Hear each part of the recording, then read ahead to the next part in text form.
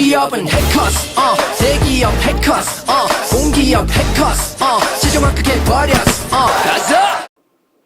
여러분 안녕하세요. 반갑습니다. 코레 NC의 샘플 문제풀이 이제 수리 능력 문제 같이 보도록 하겠습니다. 코레 샘플 문항 공개됐습니다. 아마 이제 그 문제 보셨다면 아시겠지만 실제 우리가 문제를 봤을 때보다 조금 더 난이도가 쉽게 느껴지기도 해요. 그리고 이전에도 이제 많이 있었던 일인데요. 샘플 문항의 문제 유형이 그대로 많이 출제가 되지 않았던 적도 있습니다. 그렇지만 샘플 문항이라고 하는 것만 갖고도 분명히 이제 유의미한 의미가 있는 부분들이 있기 때문에 그런 의미에서 좀 같이 풀어보도록 할 거고요. 문제가 쉽긴 하지만 어떻게 보면 좀 더 효율적으로 볼 수 있는지 그 관점 갖고 좀 꼼꼼하게 보도록 하겠습니다.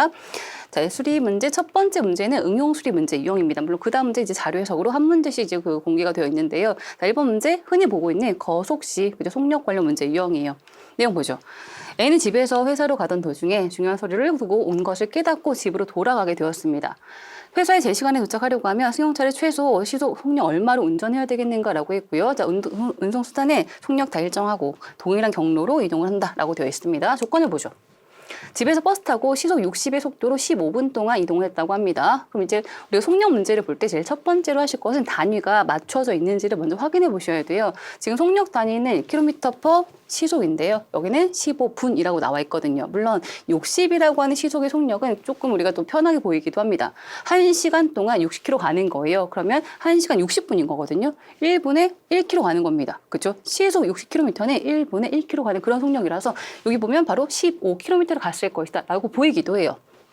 과정을 좀 볼까요? 15분, 분을 시로 바꿀 때에는 분모에 60 적으시면 돼요. 60 나누기 하는 개념인 거죠. 60분에 15 해서 이제 4분의 1시간 이렇게 되는 거고요. 그래서 속력과 시간 넣으면 바로 우리 거리 구할 수 있습니다. 근데 거리는 속력 곱하기 시간이죠. 우리 아까 예상했어요. 1시간에 60km 간다. 그럼 1분에 1km 간다. 그럼 15km 갔을 것이다. 근데 여기서 나오죠. 자, 거리는 속력 곱하기 시간 해서 일단 이동 거리가 15km 요만큼 갔던 거예요. 자, 버스 타고 이동했던 거리 15km는 집에서 회사까지 거리의 절반이었다고 합니다. 이 말은 그러면 회사까지 총 거리가 얼마였던 거죠? 30km였던 거네요. 요게 절반이었으니까 2배 값이 총 이동 거리, 그 총 거리가 되겠죠. 그 다음 내용 봅니다. 버스에서 내리자마자 집에 서류를 가져오기 위해 택시를 탔고 시속 75의 속도로 이동했다고 합니다. 택시를 탔던 그때 시간이 8시 20분이었어요. 그럼 여기서도 이제 택시의 속력 알고 있고요. 가야 되는 거리 또 알고 있거든요. 그럼 바로 또 이동하는 시간을 구할 수가 있겠죠. 자, 시간 바로 구해볼게요. 시간의 속력분의 거리. 자, 75의 속력으로 이동 거리 15를 이제 돌아가야 합니다. 자, 75분의 15, 5분의 1로 정리해 볼 수가 있을 텐데 요거 시예요. 우리가 분이라는 개념이 지금 여기서는 좀 필요할 것 같거든요. 8시 20분에 탔다고 했으니까 그러면 시를 다시 분 고칠 때에는 곱하기 60 요거 필요하죠. 그렇죠? 했더니 12분이 됩니다. 8시 20분에 탔다. 그러면 이동 시간 12분이면 집에 도착했던 시간이 8시 32분 요때가 되겠죠. 자, 그 다음 조건 보겠습니다. 서류를 챙겨서 승용차를 타기까지 시간 3분이 걸렸다고 해요. 그럼 32분 도착해서 3분 뒤에 승용차를 탑니다. 몇 분 된 거죠? 8시 35분. 이렇게 됐어요. 그때 이제 출발합니다. 운전을 하기 시작해요. 도착해야 되는 그 시간에 9시. 요때까지 도착을 해야 됩니다. 그러면 이제 주어진 시간 얼마인가요? 25분 남아 있는 거죠. 25분 만에 도착을 해야 됩니다. 자, 25분. 그때 가야 되는 거리는 이제 30km 가야 돼요. 이때 사용된 속력이 얼마인지 이거 이제 묻고 있는 거거든요. 그렇죠? 자, 25분인데 우리가 다시 한번 시속으로 구해야 됩니다. 선택지가 다 시속으로 나와 있거든요. 25분 시로 고칠게요. 우리 아까 했지만 분모에 60 적어주시면 돼요. 자, 60분의 25 시간인 거고요. 그렇죠? 이거 조금 더 약분까지 한번 해주시면 12분의 5 시간 이렇게 되겠죠. 자, 이제 속력 구합니다. 마지막에 이제 속력 요거 구하는 거예요. 속력은 시간 분의 거리죠. 시간 12분의 5시간이고 거리는 이제 30km를 이동을 해야 합니다. 그렇죠? 자, 속력은 시간 분의 거리 이런 식으로 이제 가는 건데 물론 정리 한번 해볼게요. 30 곱하기 5분의 10이 되는 거고 이 과정에서 물론 계산 전혀 어렵지 않습니다. 이렇게 하고 냈더니 72 이거 나오죠. 72km/h 시속이에요. 당연히. 정답은 그래서 몇 번 답은 5번의 답이 있는데 자, 이 과정에서 여러분 하나 더 할 수 있는 것은 뭐가 있냐면 지금 25분 남아있는 거 있었잖아요. 우리 C를 고쳤더니 이제 12분의 5가 나왔단 말이에요. 12분의 5. 그런데 속력은 시간분의 거리가 될 거라서 어쨌든 이거 나누기면 곱하기로 역수로 나올 겁니다. 그렇죠? 그럼 결과는 어쨌든 12의 배수가 되어야 해요. 그죠? 결과는 12의 배수. 여기서 유추해 볼 수 있다는 겁니다. 12분의 5 나오는 순간 그러면 속력 구하면 12가 올라갈 거니까 12의 배수 정수가 나와야 되는 거니까요. 지금 선택지 어디에도 뭐 점 얼마 또는 약 얼마 없잖아요. 그래서 이게 정수가 되려고 하면 분모는 약분 시켜주고 분자랑 곱해서 올 거기 때문에 분자, 그죠? 12의 배수가 정답의 의미를 갖게 됩니다. 그렇게 조금 더 빨리 찾는 방법도 있다는 거고요. 이런 방법을 유사한 문제 풀 때 활용도 한번 해보시면 시간 단축이 충분히 되는 경우도 생길 겁니다. 한번 참고로 봐주시고 정답은 우리가 5번 확인했습니다. 자, 1번 문제였고, 자, 그 다음 두 번째 자료 해석 문제를 확인해 볼게요.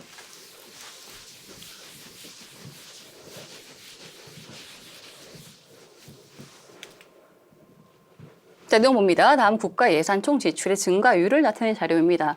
자료 바탕으로 국가 예산에 대한 설명한 것 중에서 옳은 것, 자, 맞는 것을 고르시오라고 돼 있고 이런 표가 있어요.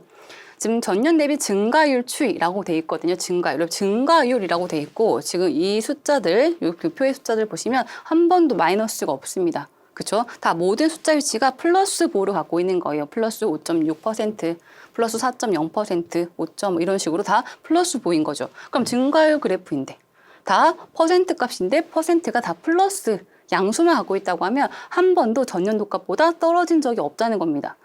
물론 이렇게 지금 그래프상 뭔가 떨어진 것처럼 보이는 게 전년도 값보다 증가율이 좀 작았던 것 뿐이에요. 증가를 하긴 했는데 그전에는 이만큼 증가했던 것이 그 다음은 전년 대비 이만큼만 증가한 것이다. 이런 의미를 갖고 있을 뿐인 거죠. 그러면 이 의미, 그 숫자 의미를 잘 갖고 표를 그 선택지를 보시면 전년 대비 감소했다라는 말은 무조건 틀렸습니다. 계속 일단 일정한 비율로 여기 적혀있는 이 비율상으로 계속 커지긴 한 거예요. 그렇죠? 이런 거 안 되는 거고요. 이런 거. 그리고 감소 증가, 감소한 적 자체가 없습니다. 이것도 안 되는 거예요. 그리고 이번 내용 보면 13년도가 14년보다 많을 수가 없죠. 그럼 14년도에 감소했다는 건데 전년보다 감소한 적이 단 한 번도 없거든요. 1, 2, 4번은 그냥 일단 떨어집니다. 그리고 이 표를 잘 보셨으면 그냥 5번 정답이에요. 13부터 18까지 이 기간 동안 예산이 가장 적었던 애는 2013년도가 맞죠. 왜냐하면 계속 증가만 했었던 거니까. 그럼 시작 쪽이 제일 낮은 거고 마지막에 제일 큰 의미를 갖게 되는 거죠. 매번 증가했던 거니까 이때가 제일 낮은 것이 분명히 맞습니다. 정답은 그냥 5번이에요. 그러면 이 3번은 어떻게 확인할까요? 17년도 예산에 18년도의 예산의 92.9%다. 이 숫자가 이제 왜 나왔다고 볼 수 있냐면 약간 이제 이것을 이제 헷갈리게 만들고 있는 건데요.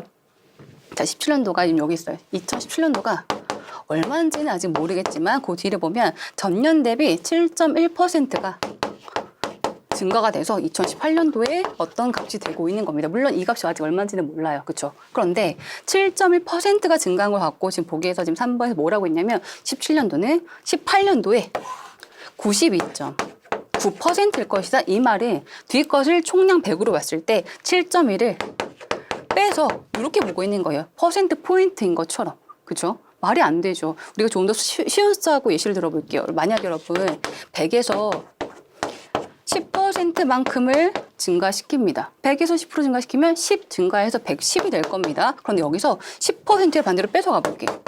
그럼 똑같이 이 숫자가 나올까요? 주고받은 비율의 값이 동일하게 유지가 된다고 하면 이것도 한번 우리가 고민을 해볼 필요가 있습니다. 근데 절대 그렇지 않죠. 110에서 10%라고 하는 것은 얼마인가요? 11이에요. 그럼 11을 빼게 되면 99가 나옵니다. 10% 증가해서 10% 감소했을 때 그 숫자가 안 나온단 말이에요. 그렇죠? 그래서 7.1% 증가 빼기 7.1% 그 값은 동일하게 나올 리가 없다는 겁니다. 이 비율을 굳이 구하려고 하지 않아도 92.9% 이건 나올 수가 없는 구조이다라는 것만 이해해 두시면 3번은 그냥 바로 틀린 것을 생각해 볼 수가 있겠죠. 표의 구조상 시작값이 제일 적은 거고 점점 뒤로 가면서 커지고 있는 거고요. 그 증가하는 비율의 차이가 좀 있을 뿐이다 라고 하는 해석을 갖고 보시면 정말 빨리 지우고 3번 말이 안 된다 5번 정답으로 해결해 보실 수 있는 그런 문제가 되겠습니다. 자, 샘플 문제 2개 한번 풀어봤어요. 난이도로 따지면 좀 많이 쉬운 편이죠. 그죠? 실수만 하지 않고 문제풀이 방법에 대해서 조금만 생각해 보시면 조금 더 빨리 해결이 되기도 하는 그런 문제 유형이에요. 물론 실제 시험은 이 문제보다 좀 더 난이도가 있을 수 있습니다. 그래서 우리가 뭐 시중에 있는 교재나 봉투 모의고사 통해서 좀 더 실전 대비를 많이 해보셔야 될 것 같고요. 그리고 쉽다고 하더라도 나한테만 쉬운 거 아니죠. 다 똑같이 쉬울 수 있기 때문에 하나 실수 나오는 거 그거 정말 큰 당락에 영향을 미칠 수가 있습니다. 이제 꼼꼼하게 보시는 거 속도보다 정확도 훨씬 중요합니다. 시험 대비에 도움 되셨길 바라면서 샘플 문제풀이 여기까지 마무리하겠습니다. 감사합니다.